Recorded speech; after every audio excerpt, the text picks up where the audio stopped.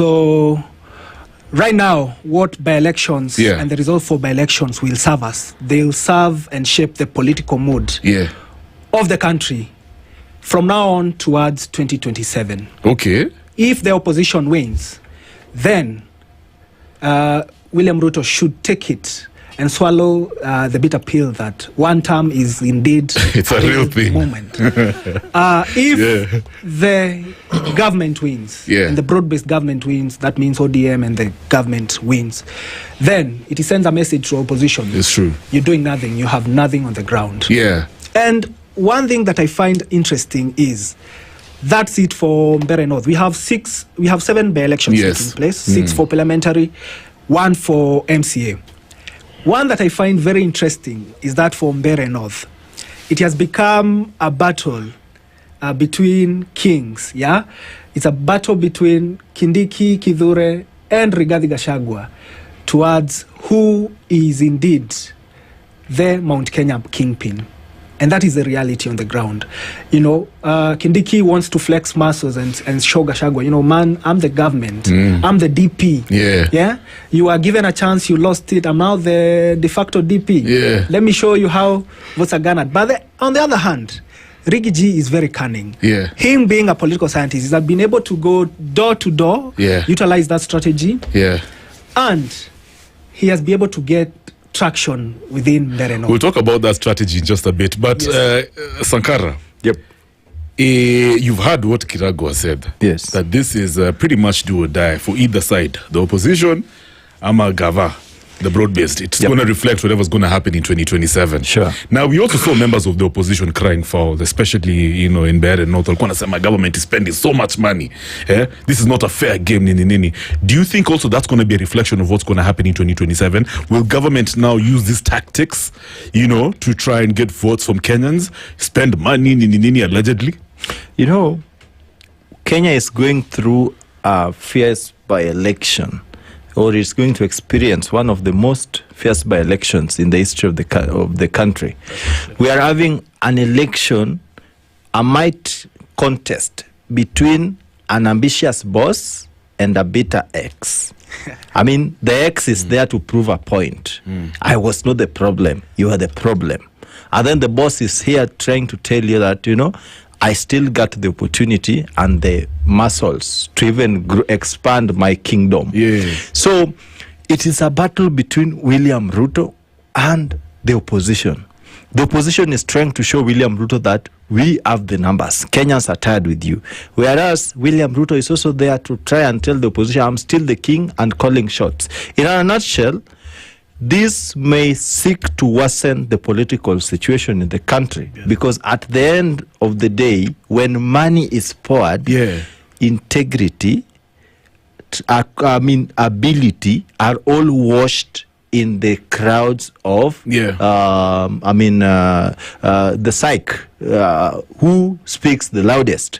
So in the long run, we are going to fail to elect leaders and elect choir masters. And that's why if we elect an MP today who has gone through Gachagua, even a good bill in the house that should be being pushed by the government, but will help the people of Mbeere North, the MP will reject, not because he is rejecting on a personal conscience-based perspective, but because Gachagua is against the government. So in all this game, we are the losers as the people of Kenya. We are, in Swahili they say, tembo wawili, wakimenyana, nyasi umia. In this game, we are the grass. They are going to step on us. Whether William loses or Gachagua wins, the people of Kenya shall lose, because those who are going to be elected are not going to serve the interest of the people of Kenya. They are going to serve the interest of the masters, those who gave them money. And it's also a very dangerous precedence for the young people looking forward to contesting in 2027, because once you monetize politics ideals are swept under the carpet. But that's the nature of politics. You don't in the come country. here to tell people that I got this, I was telling somebody that today, if you were to do a campaign in Nairobi CBD, for an example, you, between me and you, Kiragu and myself, Kiragu definitely may arrived in some Probox. I'm not saying you drive a Probox. But then I come in, he went there in the morning, he has talked to the people how he's going to tarmac, he's going to change the drainage system and all those sorts, kanjo and public relations. Then I walk in, last minute I tell the people, I have been here, I am going somewhere, but I arrive in a Land Cruiser, 2025. I arrive with words of cash. I tell them just a line, I will see you, but I will come back. Let me tell you, the same people of Kenya will vote for me because of my Prado and my cash, and not because of his ideals. So it is something that we need to question as the people of Kenya. Where do we really want to go as a country? Are we going to elect money over people and cry for services? Or, Kiragu, let me ask choose what you want. I like what you said, but at the end of the day, when you look at the nature of politics, especially in these by-elections, is it safe to say this is basically an opportunity for the opposition to learn some of the strategies being employed by Gava in order to win an election? Instead of complaining about money is being spent, they should just learn and be prepared, because this is going to be the nature of the elections, or should I say campaigns, come 2027. So they should just be prepared. Is that what we're saying? Let me start off with this. These people have been there. Rigathi Gachagua. Exactly. They know the game. Know the game. I don't know why they are complaining that money has been there. you could actually have seen what Gachagua was doing in 2022. He was the one pouring the money. Wow. I think it's double speak to speak that, you say money is being poured. Ask yourself, you're also pouring money. Yeah. Wow, that's a good These point. guys have set a very bad precedence, and I'm glad that we have a very active citizenry at the moment. Especially that now you've gone digital. We have people who civic educators who can educate our young people and our people online, tell them and fact check about statements made by these leaders on the ground. Because these are the people who have set the bad precedence of money, politics. They give out handouts back Mr. Moneybags. If you're a candidate right now, if you are a candidate here in Nairobi, you're not even viewed as Kev anymore. You're viewed as a bag of money. Uko na ngapi? Let me ask you something real quick, Kennedy. Bouncing off what Kiragu just said, generally speaking, are we saying the nature of politics in this country is such that it's only the rich, most of the time, who are going to make it to Parliament, the Senate, or even County Assembly because they have money to spend? Is that what we're saying? Absolutely. That's what's happening. Because the same rich are being enabled by the poor. Those who are crying about poor service delivery. You go to an election day, then you ask yourself, do Kenyans remove their brains and leave them at home? They go queue vote, then they think, I ought to have. Today, the very, very people who voted in this government are crying the loudest, including the bitter ex, Rigathi Gachagua. He's talking about William Ruto as if he just landed from Mars yesterday and heard William Ruto was the president. He forgets that he's the same man who campaigned with him. Whatever he's going through today, I may not feel sorry for him. Gachagua is just enjoying a cake of his own making. So what about the youth who genuinely are here to change the nature of our politics in terms of the narrative, in terms of bringing about actual changes to our system and conversations? What about those guys? And yet they don't have money to spend. And that pushes us to the real conversation about economic empowerment. You see, this dramatic affair government has been walking left, right, and center saying we are empowering people. To an extent that we did the mathematics sometime back and found out they were empowering people with 60 shillings. What can 60 shillings buy? So I do say, a hungry person is unable to make a rational decision where money is poured. It is logical. I'm not a pastor and I'm not preaching about heaven. I will speak. You're being real. I'm being real. I am going to sleep hungry tonight. Then you bring 500 shillings or 1,000 to me today. am I going to save the future that I'm not seeing, or I'm going to fight save your stomach? No, it's stomach first. So if the government is careful about breeding a culture of good governance, then they should ensure first that the youths are well sorted. Today, let me tell you, Kev, when we speak about anger, it is felt amongst the young people. Today, people are walking and their pockets are empty. When they scratch, they almost scratch their balls. For men, there is no cash, so we need money in our pockets. When I worked with Musalia Mudavadi, Musalia promised people that uchumi bora, pesa mfukoni. Today is the big boss in this government. So I want to ask you something. Let's move, because he doesn't even know that Kenyans are suffering. He speaks like a queen from England. We're running out of time. I want you to address the point Kiragu made when we started the conversation about, of course, the by-elections. Yes. He talked about whatever is going to happen, for example, in Mbeere North, Mount Kenya East. Yes. Will technically tell us who is the king. The king of the mountain. Definitely. Now, for me, my perspective is this. First of all, I get the impression that Gachagua is not really big when it comes to Mount Kenya East. He's mostly big when it comes to the western side of the mountain. He's just loud. Yeah, but I also think you're funny. But I also think I don't think Kindiki is ever going to be the king of the mountain. I don't think it's ever. I think the king right now is Uhuru Kenyatta. But I want you to respond to whatever Kiragu said. Yes.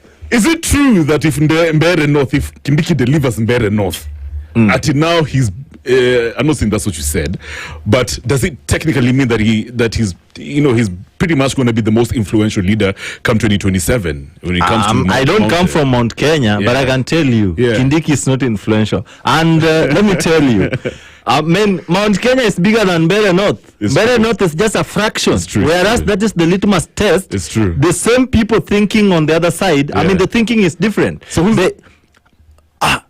the king of Mount Kenya? When you want to speak about a kingpin, you look at a lot of things. We can't call, the Beta X the kingpin. The Beta X just served as a one-term MP, a quarter-minute DP, and now he's a Beta opposition. What? You guys, he's controlling the ground. He's ground. Which ground? Which ground? What? Wait and see. You will see how DCP will perform. Well, DCP might win in Mbeere North.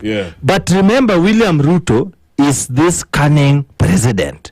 When he got to power, he first ensured that he splitted Mount Kenya into a governable sub-kingdoms. It's true. He went to Kiambu and placed a kingpin. He went to Meru and placed a kingpin. So, Gachagua will still find it rough, knowing better that he's the one who brought in William Ruto. The man is demonizing today. I can tell you, we Kenyans, we rarely forget fast of this late. We used to, but currently we don't forget fast. We actually put you where you belong. You brought it. This is a virus you co-created in the lab. You gotta take drugs, antivirus for it. You're not going to push it to the people. Let me ask you something. You're from the mountain, technically. Yes. Who do you think is for real the kingpin of the mountain? Because I think it's Uhuru Kenyatta, bro. For me, I'll tell you straight up. The mountain at the moment, it's a ramshackle house, Yeah, for real? Because we got everyone saying that they are the kingpins. We got these party leaders from TSP, from DP party.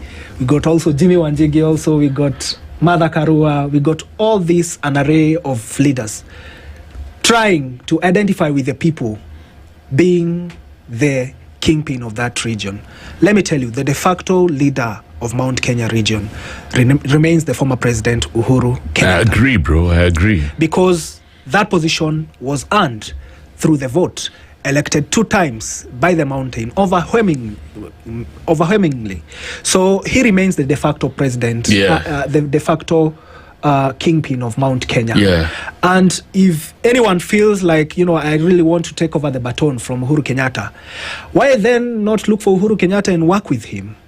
That symbolic handshake, that support from Uhuru Kenyatta himself, like, I really need this leader to work for us. So the other day we also saw Uhuru Kenyatta talking about how nobody should abuse Rigathi Gachagua. If you dare abuse him, utoke kwa party, utoke Jubilee.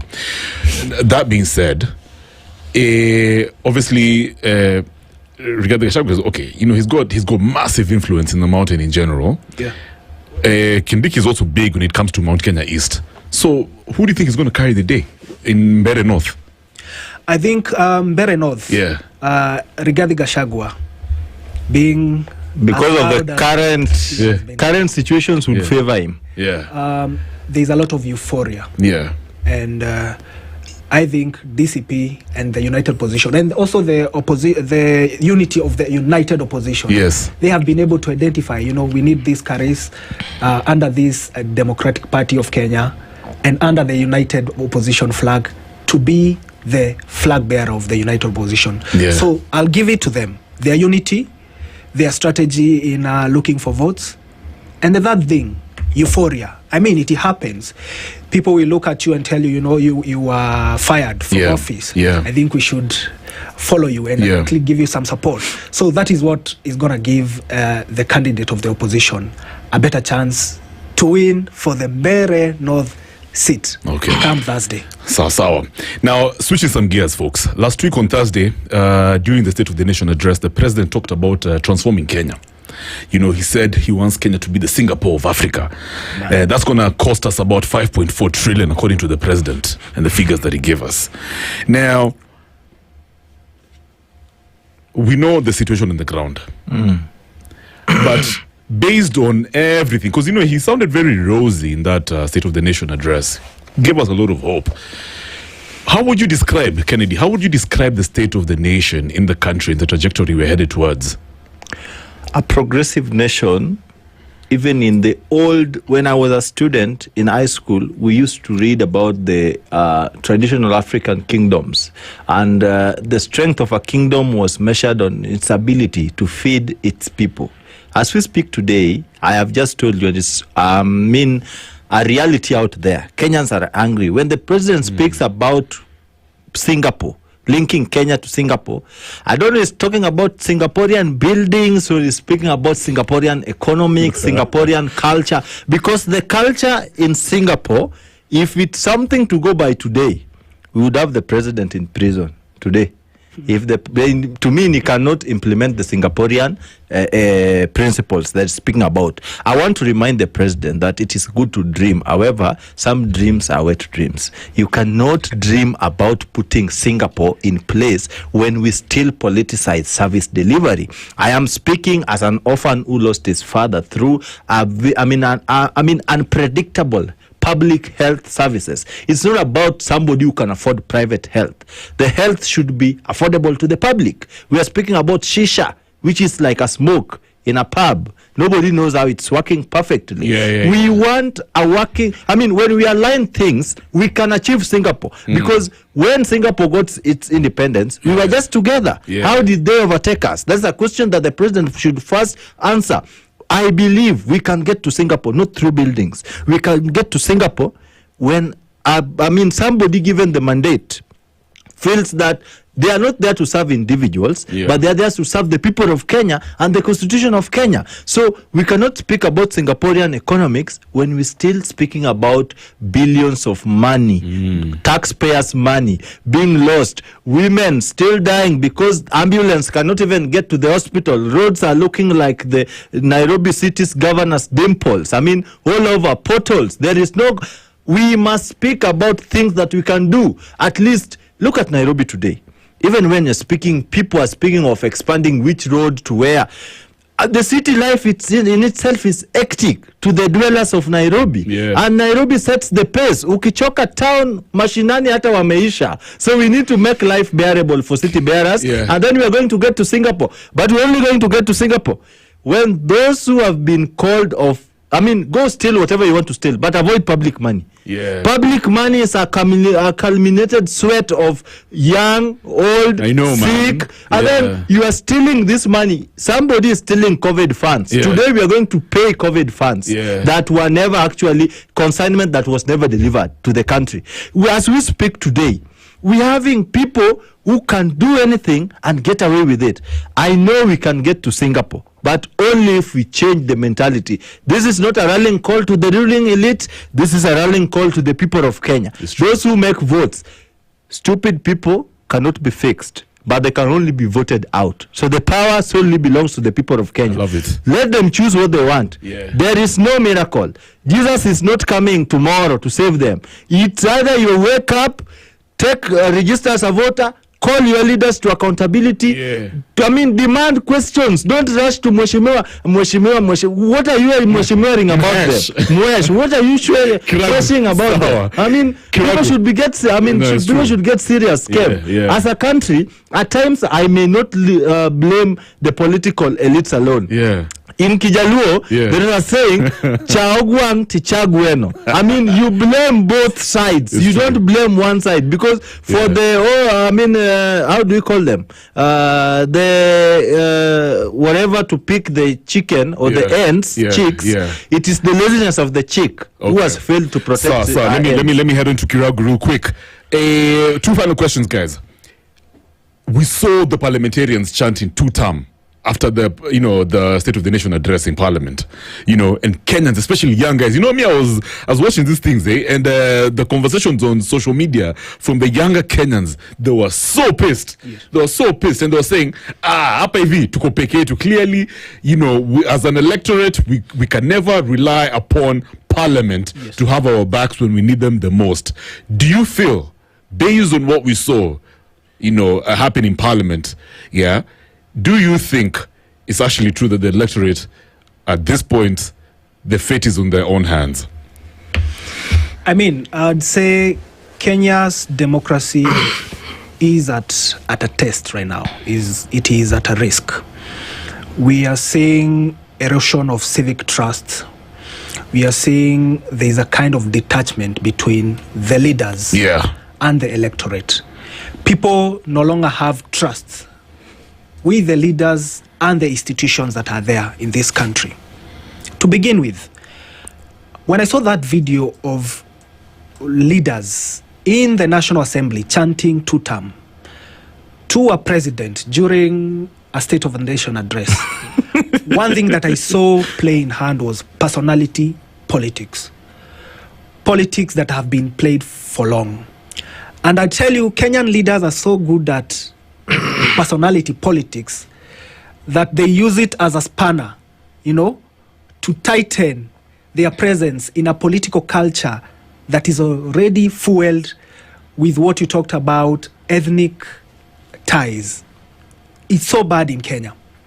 So what we need right now, we need a new equilibrium, and we need a paradigm shift from politics of personality, politics of identity, to politics of substance and politics of ideologies.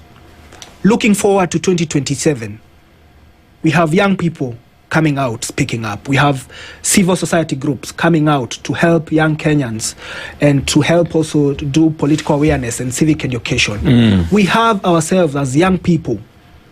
We understand we are an array of group of people, educated and educated, but we all belong to that category of young people. So what we need to do towards 2027 is that we need to talk about change, what we really want and what we really envision to happen in 2027. We want good leadership, we want zero corruption, we want economic prosperity, because it's such an irony for a president to stand up in the National Assembly and speak and compare the Kenyan economy to the Asian tigers. We are way behind and way below. I think also we should be removed from the bracket of a developing country. I think we are no longer developing. But the president actually said last week that he gave reasons, for asking Kenyans for a second term, and he said he's laid the foundation for transformation to happen. The kazi ya one term, the first term. His first term was pretty much about laying the foundation. Yes. And if Kenyans vote him in, now the second term will be takeoff. What is that? You know what I mean? Is that a good point? Those are not new words in the country. Second, and then you respond. Yeah. The pain is here. Yeah. He's laying the foundation, yes. Yeah. He's talking about affordable housing. Yes. But where is he getting the money? He's talking about the Nyota Fund. We are borrowing extensively. If you look at Kenya's GDP, we operate at about 16 trillion, right? When you look at our borrowing, we are at 12 trillion. So if we borrowed 4 trillion today, then our borrowing and our GDP would be at par. Where are we going as a country? Our pay slips are way below.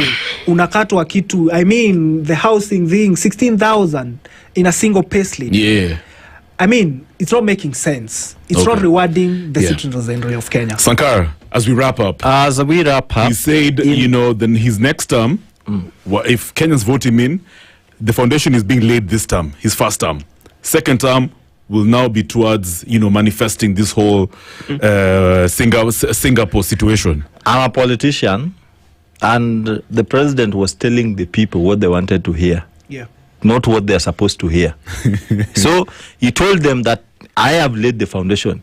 I mean, these kids, this generation of ours, we are so smart. You'll see content creators making skits of an MP coming, building, tarmacking a road, half a kilometer, then waiting for elections tomorrow, and they tell you, Crazy Ken has done this all over. Let me give him credit. If you elect me, I'm going to extend it. Yeah. That's the exact thing the president was trying to do. I mean, some of these things, if you have to take time to tell people what you've done, bro, you've done absolutely nothing. Wow. Because actions are louder than voice. They speak for themselves. True, in Swahili, they tell you, kizuri chajiuza, kibaya chajitembeza, mbona anatembeza kazi yake, aache kazi yake ijiuze. Let me tell you, it is sad, in that State of Nation address, I did not hear progressively the position of young people when it comes to production. We cannot solve job problem and employment by taking young people to offices. We can only employ them through a manufacturing economy. The same day Kenya will wake up and ban bananas from Tanzania, from Mama Suluhu, it's the same day our young people will no longer see agriculture as a dirty work, but as an agribusiness, a form of business that can actually lift you from those things the president called bottom up. Yeah. The same day the president will ban those eggs coming from those countries, it's the same day young people will venture into egg farming. Do you know cartels in this country will not allow you to sell your products, not because the market is actually sufficient, but because they want to make a kill out of it. In this our country, if the president wants to take us to Singapore, he should eliminate the cartel aspect. Business people, producers will tell you that their problem is not even the market, accessibility to the market. There are people who will ensure that your tomatoes from Nyandarua do not get to Nairobi market, not because they are not buyers, because they have imported tomatoes. Let us strengthen the rules on importation so that we empower local manufacturing. The moment we build our country based on a manufacture economy, I may not be an economic prophet, but I can tell you, people will find somewhere to fix themselves. We will be telling government, here is money and Pessah is your task. Come and take your taxes. Let us live. But the moment we want to take young people to be beggars, we follow politicians to get something to go and feed my family. Let us empower people.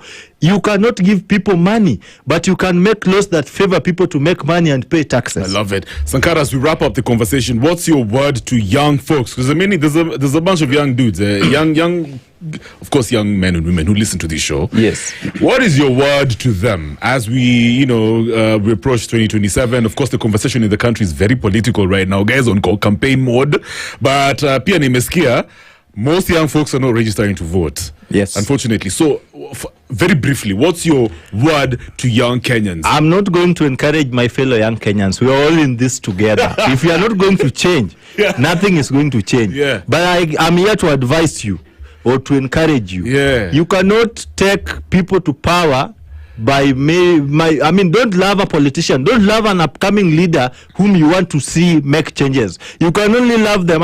It doesn't prove a point or make a point. You love me and you don't have a vote. As a politician who is eyeing an office, my relationship between me and you, for me to get there, you must first be a registered voter, then you can take me there, then you can hold me accountable. You cannot walk into a public participation event without an ID. What are you going to vent there? You are going to vent your frustrations. Young people, if you are not going to change, things are going to change, not for the good, but for the worst. Chaguo ni lenyu mufanye venye mnataka. Nimesema. I love it. Kiragu, you run a very awesome foundation. It's called Vijana Mbele Foundation. Vijana Mbele Foundation. but Vijanas, apparently you guys were not registering as voters.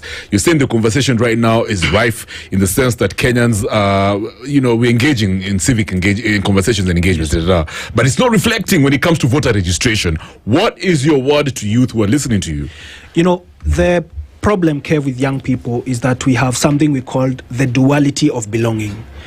You're here, you're there, you're sitting on the fence, but you're still saying that you're stuck to the core and to the motive. And what I want to tell young people is that let us stay guided to the gains and look for the gains of a revolution that we started back in 2024. We are looking for an economic revolution. We are looking for good governance, accountability, youthful leadership, and also transparency. Don't let distrust lead you to withdraw in terms of voting. And it starts with the universal suffrage, the right to vote. I mean, IBC estimates that by 2027, I think maybe 18 million young people will have reached the age of 18 years, so they're eligible to vote. So, and looking at the statistics, young people have not come out to vote. There is basically, and there is evidently, voter apathy amongst young people. Why is this? I see it as an issue of distrust. Young people do not trust the institutions. Sure. Secondly, I think the path to the polling station is way too long for a young person. These people have not made this process accommodative for young people. A person must take a matatu to a constituency office to go register as a voter. Sure. I mean, I'm a young person. I'm looking for basic money to survive, food, shelter, and water. Should I go use that 200 bob to go register as a voter? No. I'll go first look for something to eat, then I disengage from political engagement. It's true, so I think the institutions that we have in the electoral process, they should speak the language of young people, be more accommodative. And even the IBC has got billions in their budget that they're supposed to use to educate young people and even to who them to vote. I mean, IBC today sits on billions of money. You look at the people they are sending to the field for, civic education. These are not people who are telling with young people. Instead of giving my brother here the job to come here and speak about voter registration, they give him something at the end of the day. The IBC will only sit on it. I mean, they are from their comfort zone and give you some funny statistics. Young people are going to... I have even asked IBC commissioner, sorry for cutting you short, I once tasked them to a scientific explanation on how they arrived to their data, and they told me, bro, time is not on our side. We were in some hotel. I asked the commissioner, but I am a young person, I have been in this space. I hear you and see you people bringing a lot of statistical data. Now, explain to me, then I tell you why you are wrong. They told me, it is not about that today. So that speaks to institutional failures. What he has spoken about, trust. I mean, when you invest, you expect returns. When I vote a leader, I expect performance. The leader is being braggadocious, full of themselves, telling you are either one term. Imagine a parliament of all singing 2 term. As we wrap up, Kiragu, finally, you're going to say? I want young people to remain guided. Let us ensure that, we started a revolution in 2024 through digital activism. I mean, and we identified as tribeless, partyless, leaderless. Let us sustain the momentum. Let us continue coming out. I've seen and I've engaged with a lot of young people who want to vie for seats, political. And I tell them, vying for positions is not all about posters. It's about impact. Are you creating impact in the society? So let us keep the momentum on straight ahead to 2027. And I'm looking forward and I'm optimistic enough that 2027 will be a youthful government. Nice. Populace. So what's your social media handle?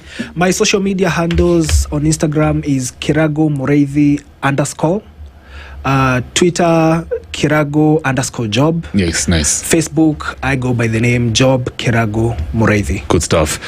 I'm on Facebook, I'm Kennedy Sankara. On X, I'm Kennedy _Sankara. And on Instagram, I'm Kennedy _OC. or Chieng. Sankara, I heard you're going to be on the ballot. It's true. A lot of things will weigh in. We don't want to make people happy.